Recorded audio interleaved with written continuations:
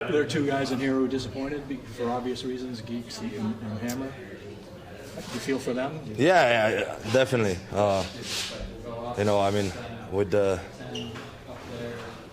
Canada team, you obviously saw how many players and how hard it is to get to that team. I told Geeks we take him for team check. There's time. Yeah, so we might try do that. I loved the edits after Pasta said that, because for some reason everyone thought, let's throw a mustache, a dark black mustache on Morgan Geekie so that he can play. How about Morgan Geekie? I saw somebody post that. Geekie, that's even better. See, the internet can be clever. All right, take a look right here at your 6 Bruins heading to Milan. That's Jeremy Swayman and Charlie McAvoy for USA, Elias Lindholm for Sweden, Zaka Pasta for Czechia. Yes, and then Henri Jokiharju for Finland, which Finland defensively were impressive in 4 nations. Conor Ryan remaining here with us here on the Hockey Hub to break down some of these Olympic rosters. Would you be able to be mistaken for Morgan Geekie with a black mustache to play alongside David Pasta in the Olympics? I mean, I think the Czech team needs all the help they can get. I do appreciate Morgan Geekie. I think I believe that was Scott McLaughlin threw that one out on the Twitter today. Yeah, so clever. Well Is it done, the popcorn Scott. that Yes, makes him this extra smart. I think so. I don't know what it was, but no, it was a good one for Scott there. But no, I think listen, if the Czech team wants to bring in Morgan Geekie, go for it. The guy scored 50 goals on the calendar year. They're gonna need all the help they can get. I'm not going to steal your next question, Adam. You can go. Well, no, I mean, I guess since we're talking Morgan Geekie, I mean, looking at Team Canada, obviously such a stacked roster. There's not a lot of room there. I think, and something we've talked about, it's a testament that he's even in the conversation at this point, right, Connor? Yeah, I think so. And when you talk to Morgan Geekie about it, he's been pretty candid of, honored to be considered. It's a testament to just the growth that he's had, right, from a guy that was a cast-off essentially on a Seattle team that could really use his goal scoring these days to where he is now as a premier, top 6 player. He mentioned that, it's good just to be considered in that spot, but was pretty upfront of listen, this is a team that also said no thanks to Mark Scheifele, Connor Bedard. I know Seth Jarvis is hurt, but he's still a guy that brings a lot of value. And listen, if Canada gets, stonewalled by Team USA or what have you, then probably they can look back and wonder why they didn't bring in a guy that was on a 50, 60 goal pace in Morgan Geekie. But I think when you look at his skill set, if he's just going to be, let's say, a power play specialist, Team Canada has a lot of guys that can also do that job. Whereas, if it's someone else, that can be further down the lineup, like a Tom Wilson, right, is an ideal guy for a bottom 6 spot there. I don't know if you're getting the most out of Geekie, especially considering the rest of what Team Canada has up front, if he's in a bottom 6 spot, right? So it's unfortunate, right, that for a guy that's had this breakout year isn't recognized with a trip to Milan, but I still think you see just how good Geekie's been, and whether that's the World Cup of Hockey or anything else, once you see, again, you've got kind of this old guard with Canada, that there are going to be a lot of new faces, I think, on those national teams moving forward. I think just him kind of putting himself in that conversation for the World Cup or anything else moving forward, I think is a good sign for him. Yeah, I think he's made a case for it to be kind of a no-brainer, at least moving forward from here on out. But something else that plays into the Olympics are some of these injuries that tend to open up some surprising spots. You mentioned some of the guys who didn't make Team Canada, and what a surprise it was. I know a large blow-up conversation took place over Sam Bennett not being in the mix. What was the biggest surprise for you? I know all of us here were rooting for Morgan Geekie, but I think we already knew where his spot was solidified and where it wasn't at this point. Yeah, it was definitely a surprise a little bit to not see Bedard get it. I know he's obviously been banged up, but you look at just how good he's been. He's kind of the guy that I almost feel like could be the equalizer of, if he is sort of similar to a role that Morgan Geekie would be in. But you see how I think he's improved his overall two-way game this year. He's not maybe as complete of a player as Macklin Celebrini, which I don't think was a surprise. When you look at how good he's been, those BU guys are always great, but pump up BU, yeah, why don't sorry, you? There sorry. it is. I was waiting. Yeah, It only sorry, took 20 minutes. I was waiting for the appearance. opportunity. We can talk more about Team USA if you want. There's definitely no BU guys on them, but well, you didn't bring it up with Scott McLaughlin, who was a BU guy too. That's so true. I was sort of surprised at that. We don't want to pump Scott's tires up too much on the show. Don't worry. But no, I think you look at Team Canada. Yeah, probably I'd say Bedard is the surprising one. I know, again, this is a guy that is probably going to be on Team Canada for the next couple of Olympics as well. But I think if you're a team that has so much offensive firepower, but you're trying to probably negate, which is going to be, Team USA strength, which is probably going to be their goaltending and their defense. I almost feel like the more the merrier, and you see just what a guy like Bedard could do. Somewhat surprising. And then also just I'm curious as to what exactly Team Canada is going to do in net, right? Where I know Jordan Binnington, as has been the case throughout his career, comes up clutch in Four Nations, but yikes, if you look at the way he's been playing this year. So whether that's Thompson or Kemper, I do think that is an interesting conversation as to what they do moving forward there. I like Thompson, honestly. Yeah, take a look at He's been great. Right, He's been great like all year for them. And even last year where I think people were like, all right, we don't really know what to make of this Washington team. We don't know, is like Thompson actually legit? He's kind of proving that it's not been an aberration this year. And I think if I was Team Canada, I'd start with him. Yeah. Yeah, 100%. Yeah, some guy named Brad Marchand's on the roster too. That's I think I've heard about him. Who? Yeah. right, exactly. Yeah. Yeah, no, that's it's a testament to his hard work too. But speaking of snubs, do you believe Hampus Lindholm, was a snub for Team Sweden? Yeah, I was pretty surprised, right? And again, you look at Sweden's blue line; they've got a lot of talent. Whether it's Hedman, Carlson, Forsling, Anderson, all these guys. But I still think when you look at what Lindholm has done over the course of his career, even a few years removed from being a top 5 finalist for the Norris, I think he's still a guy that brings a lot of value and kind of do a little bit of everything for Sweden. Like, do you want him to be more of, even if he's a third pairing guy, more of a shutdown type of player? I think he brings value there. If you want him to be more of a puck moving guy, I think he can do that as well.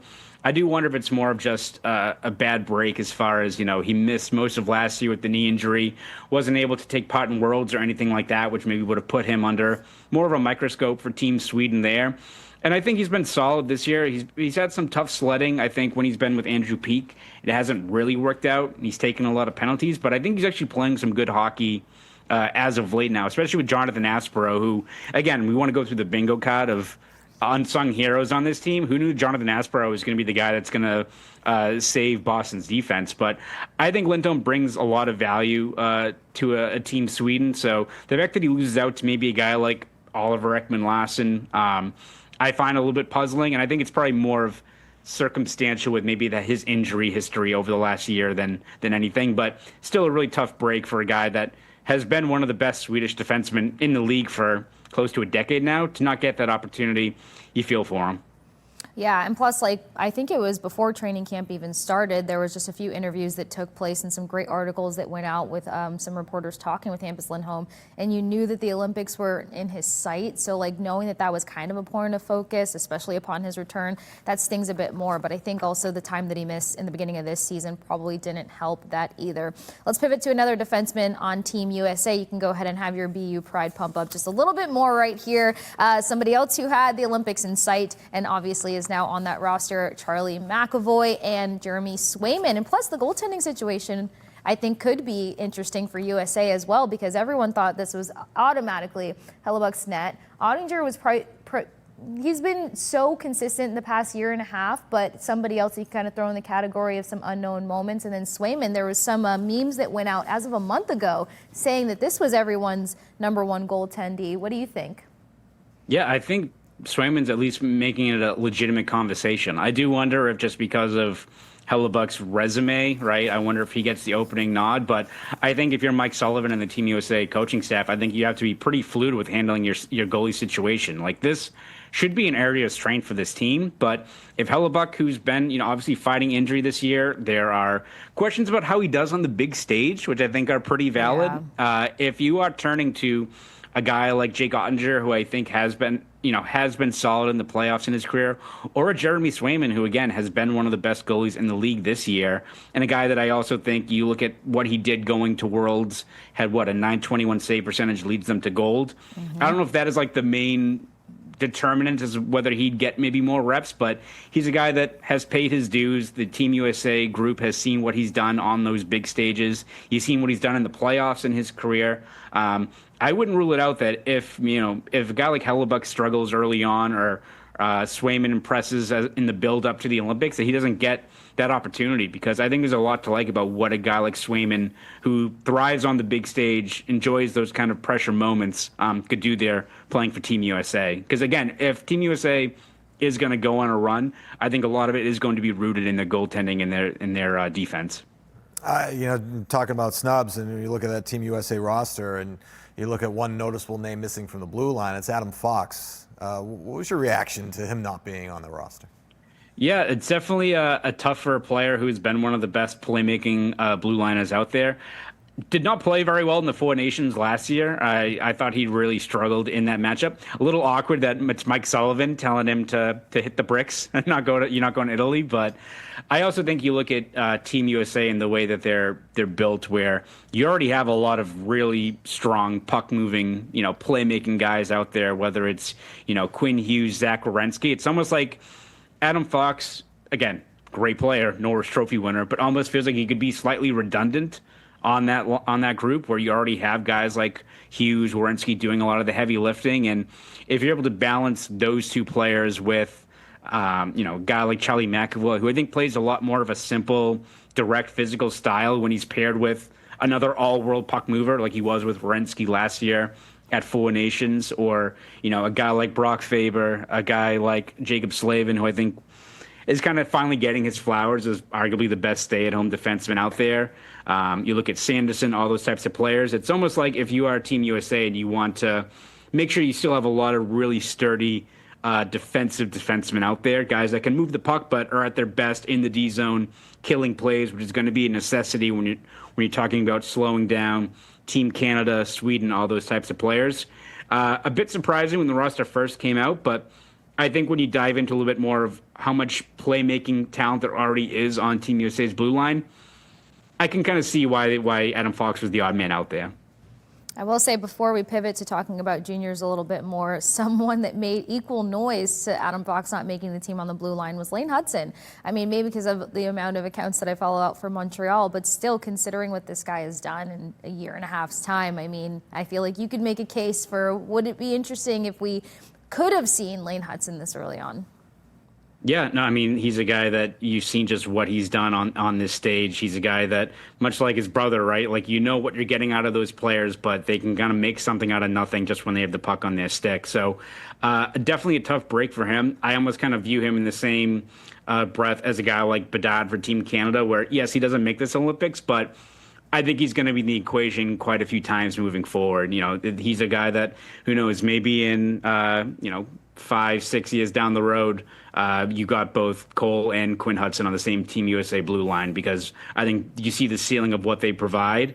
They're going to be in the picture for the Olympics for a long time coming. Unfortunate result, meanwhile, for Team USA at the World Juniors, but very fortunate if you're a Bruins fan watching a couple of prospects, and James Hagens and Will Zellers. What were your takeaways from the performances of those two guys? Yeah, I think if you're a Bruins fan, you're excited about the future of this team. I think you've already seen the growth of the Bruins prospect pipeline, which has been an area of weakness for this team for years, right? It's kind of been the elephant in the room as far as if this team is going to retool on the fly. What's the young help? What's the reinforcements in the system that are going to help you, fill out the rest of your lineup?